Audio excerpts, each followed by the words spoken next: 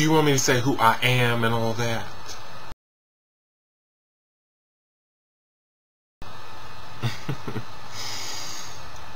I'm Pepper LaBeija, the legendary mother of the House of LaBeija. Not the founder. Crystal was the founder.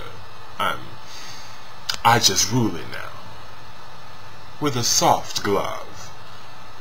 And it's important to me to be the mother because it's so many little kids that I have to look out for. Although they don't listen to me and they buck my authority, I still think I rule it pretty well. They like me. I'm one of the more popular ones. And I've been around for 2 decades. Reigning, that is. You know, I've got more grand prizes than all the rest.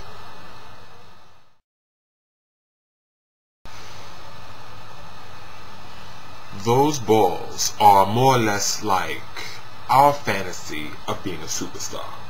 You know, like the Oscars or whatever. Or being on a runway as a model. You know, a lot of those kids that are in the balls, they don't have 2 of nothing. Some of them don't even eat. They come to balls starving. And they sleep in the under 21. Or they sleep on the pier. Or wherever. They don't have a home to go to. But they'll go out and they'll steal something and get dressed up and come to a ball for that one night and live the fantasy.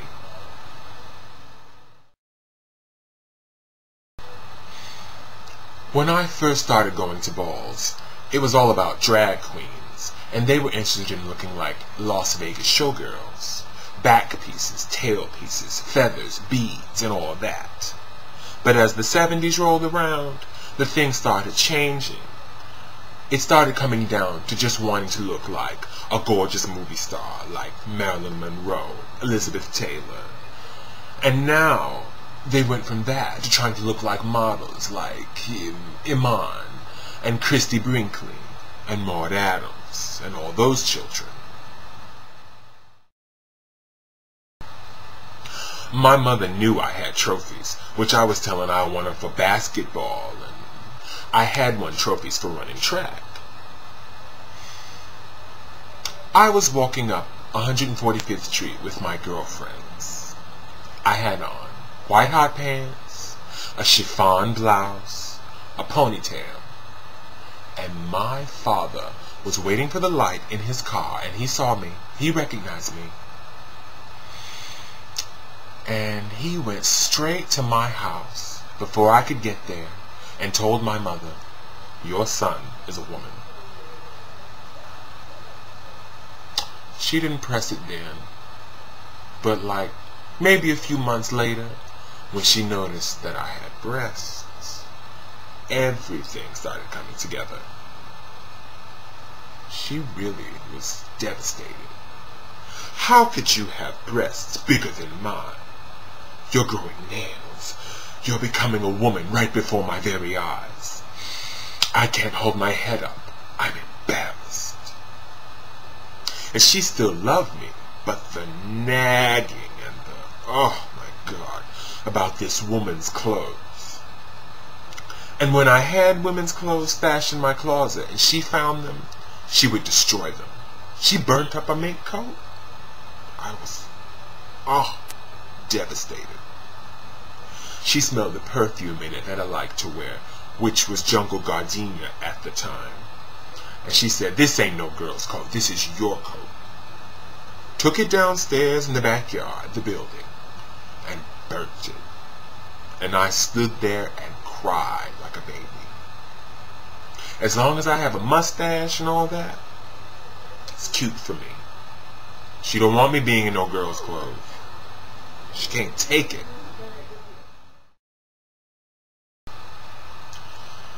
When someone has rejection from their mother and father, their family, when they go out in the world, they search. They search for someone to fill that void.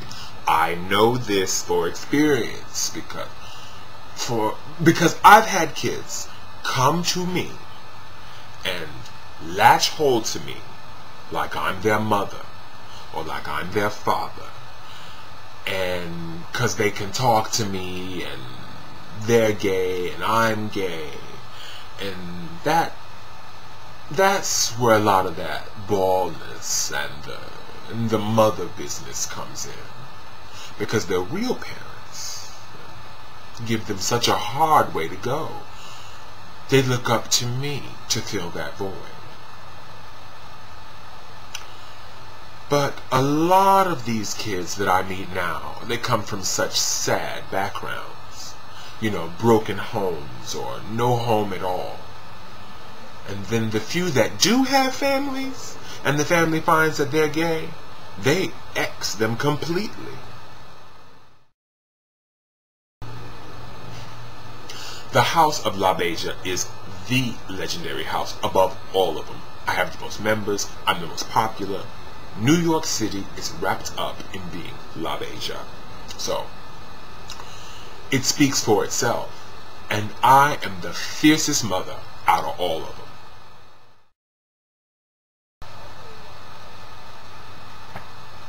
It's been really unbelievable, my life.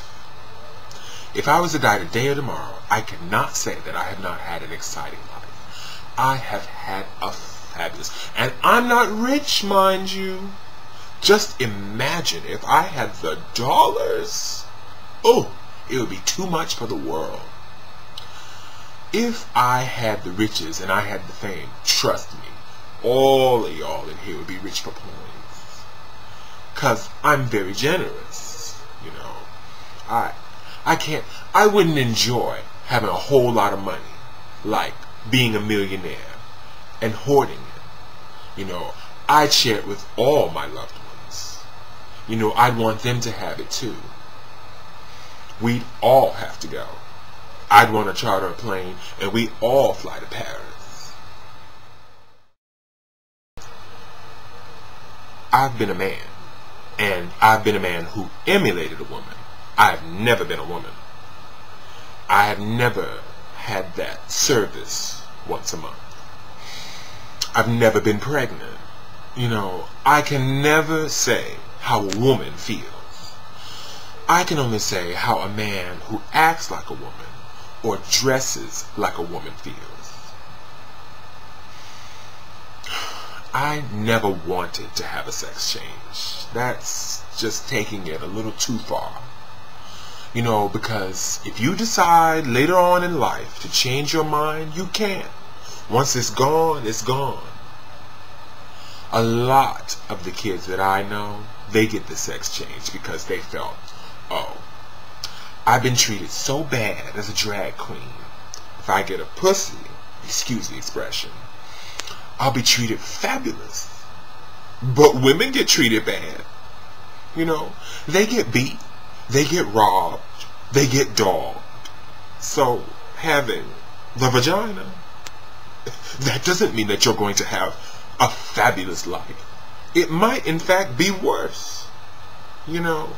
So, I've never recommended it, and I myself would have never, ever got it. And I'm so thankful that I was that smart.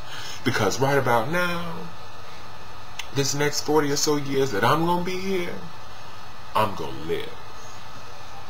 And for those children that can't take the fact that I still look youthful, ha, suffer. No bags, no lines. Lovely.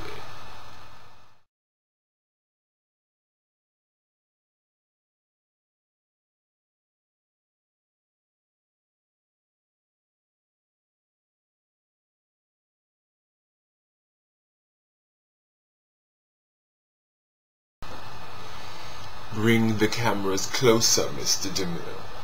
I'm ready for my close-up. And so...